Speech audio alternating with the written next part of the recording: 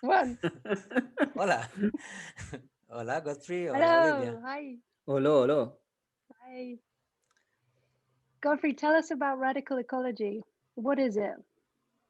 Radical ecology is about living from and as love.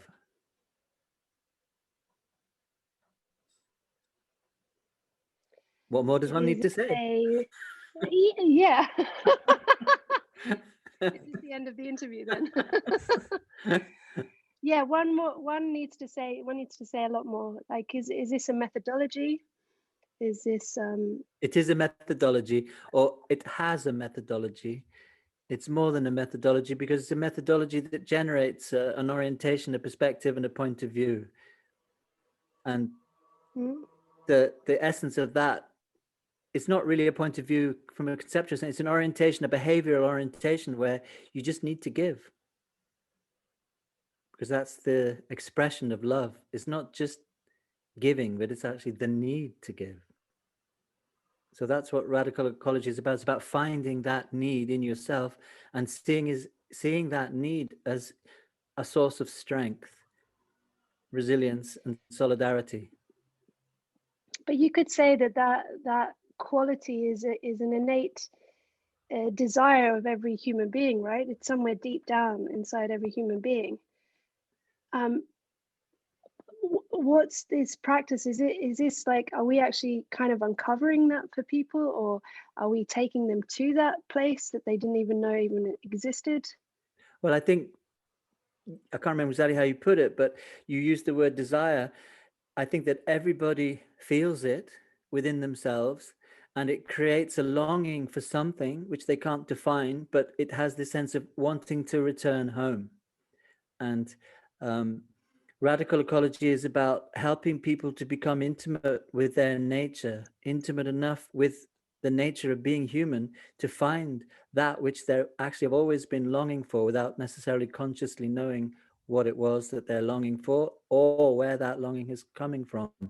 And radical ecological point of view is that they're the same thing. They're longing for that from which the longing arises, which is the love that we most deeply are.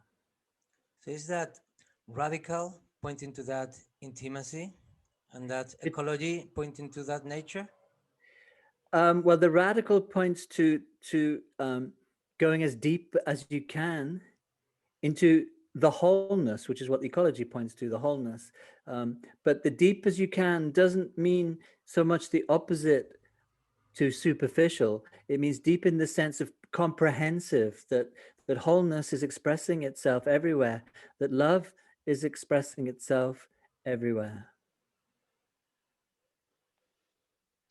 And wholeness and love, they are expressing themselves everywhere, but we as humans, or the majority of us, we just don't know that, right?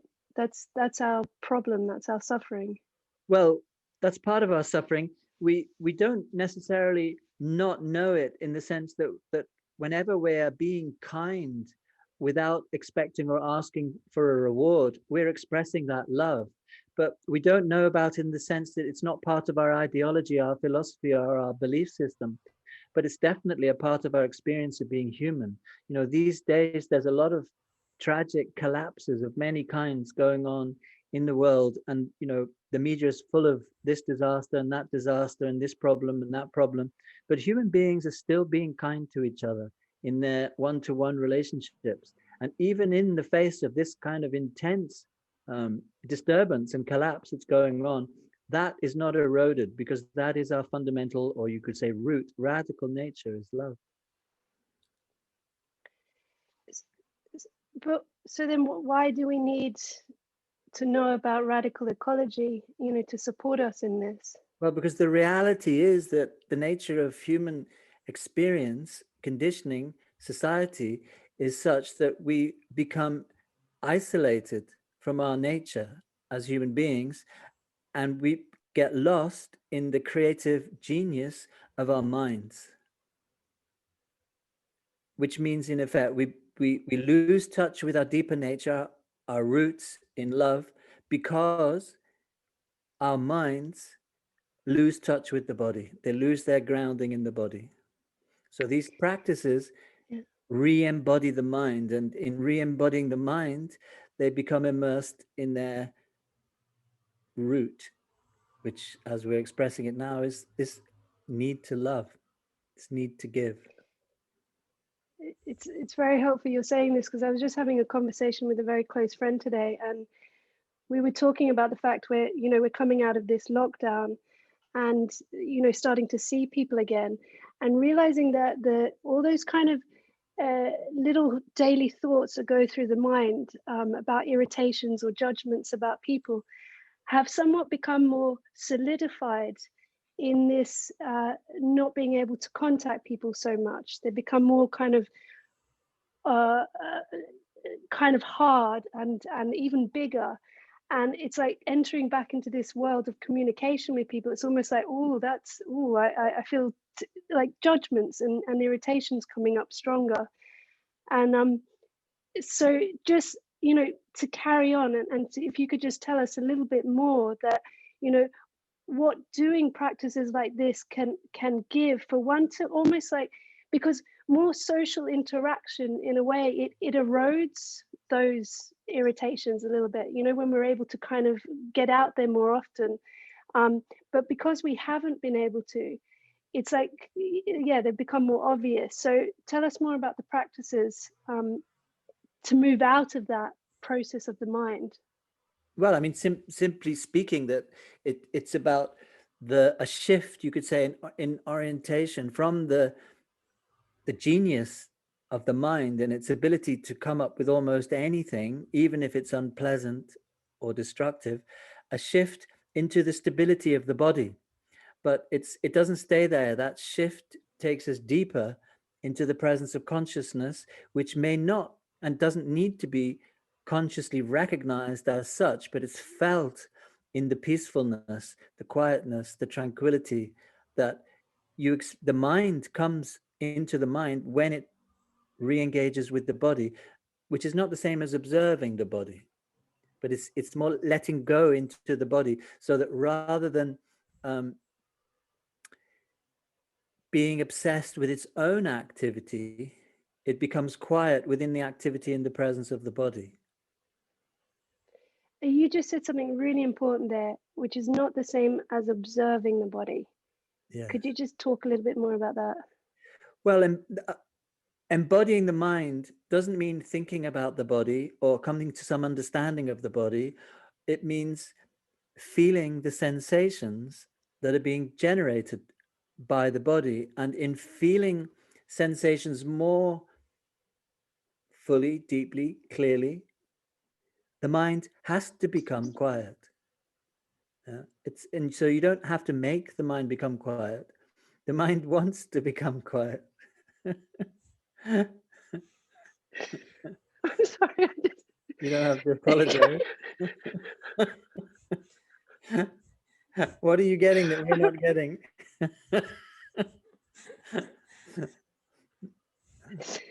Share it. I just have to share, right? Yes, please. I've known you for so long, for so many. It's almost 20 years now, and you have this wonderful quality. And I've tripped with you quite a few times, and you have this wonderful quality that when it's almost like when a diamond comes and it hits, I just see your whole being relax, and you go, yes. And it just took me into all those many fractals. And I just loved it. Sorry, I just had a nice moment with that. Please carry on sharing. Yeah, well, that was it. I got to the end of the flow. It's about feeling sensations. Yeah, it's just that so many people get, sorry, Jose Luis, I'll shut up in a second, but so many people get caught on this idea, you know, there's a lot of people talking about meditation and doing meditation with their body, and they're using a lot, observing and witnessing. And it is so vastly different from what you're giving, what we're giving. And I wondered if you could just highlight a little bit more on that. Well, that's one of the implications of the term radical. You know, it's radical in the first sense I've already said, going to the root, which is consciousness, but it's also radical in that it's radically different. Most approaches, even to the body, are determined by the strategies, knowledge, and intelligence of the mind. But radical ecology has emerged from an inquiry undertaken from the body, mind inquiring of the body. What do you need? What do you need? What do you need?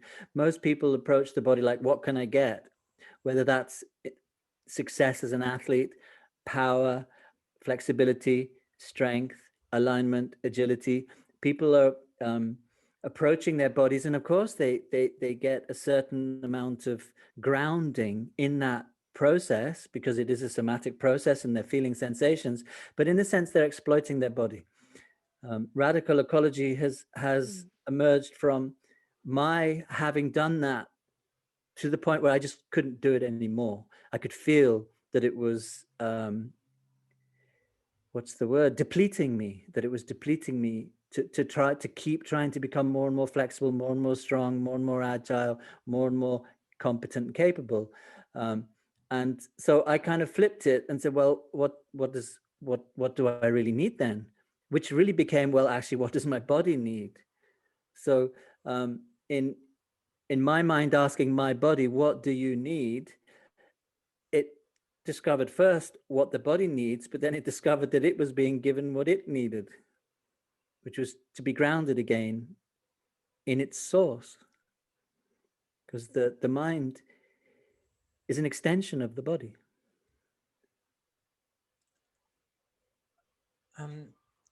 Godfrey, so the radical, it's pretty, yeah, like Radical. yeah, just playing it very, very, very well. The ecology, I mean, from the somatic inquiry, and asking life, you know, your body, what do you need? What do you need? And um, and you know, I'm getting this intimacy with wholeness. How this extrapolates to others and to, you know, the ecosystems, the, you know, the ecology, that is the term that we are more used to, and that it's so incredibly relevant in these times. Yeah. Well, I think fundamentally, and in the sense of, is it really any different from, say, deep ecology, which has a very profound ideological understanding at its base, you know, which is not necessarily the same as ecology as it's studied in universities. The thing is that it's a internally guided and authorized process within which, by uncovering and responding to your own vulnerabilities and needs, you discover how they are completely inextricable from the vulnerabilities and needs of the whole of the world around you. So in becoming sensitive to yourself, you find yourself becoming sensitive in general. So you don't need to have a strategy about this aspect of the wholeness of nature or that aspect of the wholeness of nature. You know, I'll just give you my example. I grew up, I suppose, like many people, with a let's say it's somewhat of a distaste for insects. And, you know, natural things that were small and whatever. Now I find myself responding to a ladybird crawling up my computer inside in my body responding to it, or to an ant running across the kitchen table. Maybe like how many people would respond to a cute little puppy dog. You know, this, and I experience this as a part of myself, and I don't anymore want to get rid of the ants, you know, or get rid of nature because it seems to be intruding on my territory. I understand very well that this is territory that's already been intruded on by me, and that it belongs to every species, every member of every species, as much as it does to me. The other day, in a course that you're giving right now, where Jose Luis and I are supporting you in that, you were giving us a practice of talking us into the presence of our hands, and we're becoming very intimate with the presence of our hands. And as I was coming out of that practice, I realized at the same time, although I wasn't conscious of it when it was happening, I was more conscious of my hands, that I was also um, becoming very intimate with my pelvis and somewhere up in my chest. It was like a byproduct was happening. And I only recognized this as I was coming out of the process. And I wondered if that's a little bit like what you're talking about. You know, you Yes. focusing in, becoming very conscious and intimate with one thing, and then there's these just repercussions. Yes, I mean, a mind that's habituated to functioning in the isolation of its own dualistic linearity can find it a little bit difficult to understand that what radical ecology is about in terms of the wholeness is that the wholeness is expressed in every part. And so that if you become intimate with a part, that intimacy as it deepens will reveal the presence of the wholeness within that which you normally perceive and conceive of as being a part. So there may be an initial sense of awareness descending, narrowing, focusing, and that doesn't stop. It doesn't like you say, okay, now I must reverse that and open it to feel the wholeness. It just happens. But it's more like the wholeness drops into that. You know, you don't have to close and then open or engage and release or anything like that. It just happens. It's a two-way simultaneous process. And a very effortless process. Well, the more effort that participates, the less effective it is. It's just about relaxing, letting go of the mind's ability to strategize. When you do let go, what are you left with? You're left with your ability to feel, to smell, to taste, to hear. You're left absorbing the wholeness through your senses. Whereas the mind is about focusing on a part of the wholeness, and that focusing usually puts it out of touch with the wholeness. And so then its activity, it may be coherent within itself, but it becomes a dissonance within the wholeness. So very often the solutions to a certain problem just create more problems because they're not undertaken from or within the wholeness. I feel like I've also had the experience where through the practices that we do, the physical, the movement practices, becoming very intimate with sensations in my body, there's also that repercussion that I notice, the same thing on coming out of the intimacy with a sensation, that I become very intimate with my mind in a different kind of way than if I was just trying to be with my mind. It's like being with my body. It's almost like I have had a sense that I'm in my mind before a thought actually forms. Yes. But that's come from my body. Well, yes. I mean, the image that comes into my mind is it's like you sort of become the motor within which the fuel is flowing, and that's your thoughts. You know, so it's just within you. It's just a part of you. Your mind is a part of you, and your thoughts are a part of you. They're not something that you have to observe or try to come to understand or control or anything like that. They are not happening in isolation, even if they appear to be. You know, most of the thoughts, the random thoughts that humans experience when they're not deliberately using their mind to work on some kind of problem, they are being generated in response to sensory activity, either in the body or outside. So you're walking along, you know, you might be walking along in the forest, and all of a sudden you're thinking about something, and then all of a sudden you think, oh, it would be nice to see a squirrel. And the reason why you think it would be nice to see a squirrel is because actually the sound of the squirrel just hit your tympanic membrane, you know. And so this apparently random thought is not random at all. When people are isolated in a room and nature is not available, nature is available, it's their body. So then the thoughts in the mind are generated by the activity of the body. It's rumblings and grumblings and vibrations and whatever, and the associations and the memories that they may create that have got nothing to do with the body. They may relate to an external event or to a song or to a view from a mountaintop. And so the thought comes into the mind. And so I think what you're experiencing is that you come to this place where mind and body and spirit are not in any way separate. It's all one beautiful, cohesive fractal of wholeness. You just said within all of that, nature is the body. Yes.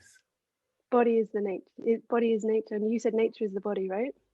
Yeah, you can't escape from nature. Even if you're locked up in a cell, nature is still present as your body. I just want to, like, that's quite a, I mean, this is one of the terms that you bring in radical ecology, and it's quite something because we don't consider that a lot of the time. You know, we consider nature as the trees, the leaves, the Yeah. outside. Yeah, and so we think we need to bring plants into our room so there'll be some nature. Yeah, like beautiful pink flowers, etc. Of course, there can be other reasons for that. Yeah, but I mean, that is exactly the problem. The mind has become disembodied so much that it treats the body as if it was a machine that's been created by the mind, rather than saying, oh no, this is nature. This is part of something huge. And even when you're in a prison cell, locked up in isolation, you're still exchanging chemicals with trees and plants and planktons, and you're still subject to gravity. And even if you can't see the sun, it's still affecting you. So there is actually no isolation from nature. There's insulation from nature, which is a mental construct. You think, okay, I don't need nature. I can go beyond nature. I can keep nature at bay. But if you were to keep nature at bay, of course, you'd be dead because you wouldn't be breathing. But we do feel different when we are actually in nature, right? Or is that just like the... Yeah. I mean, the phrase that came into my mind when I was being interviewed on this many years ago is what I call the sensory barrier. When we're inside, there's very little changing sensory stimulation. But when we're in nature, there's a constantly changing flow of information coming through the senses. So when we're inside, we're cut off from that, and our thoughts become amplified. So that because we're cut off from not our senses are still functioning, but there's very little, relatively speaking, coming through our senses. So as soon as we go out into nature, we are a sensory being again. So the mind is still doing its thing, but it's just not so important. But also by you saying this, nature is the body, you're giving us a doorway into another possibility, also to acknowledge, you know, through that, you know, perhaps, you know, when we haven't got that access to outside, or that the recognition that we are living indoors for most of us, you know, at least we sleep indoors and we're not outside all the time, so we're getting those amplifications of the mind. So that brings it back to the fact that there is things that we can be doing all the time, right? Practices. Yes, and the essence of any effective practice for embodying the mind is feeling the sensations. So it doesn't have to be a sophisticated practice like the ones that we use, the somatic and tuning, retuning practices. It can just be feeling the sensations when you walk, feeling the sensations as you breathe, feeling the sensations as you get into the bath.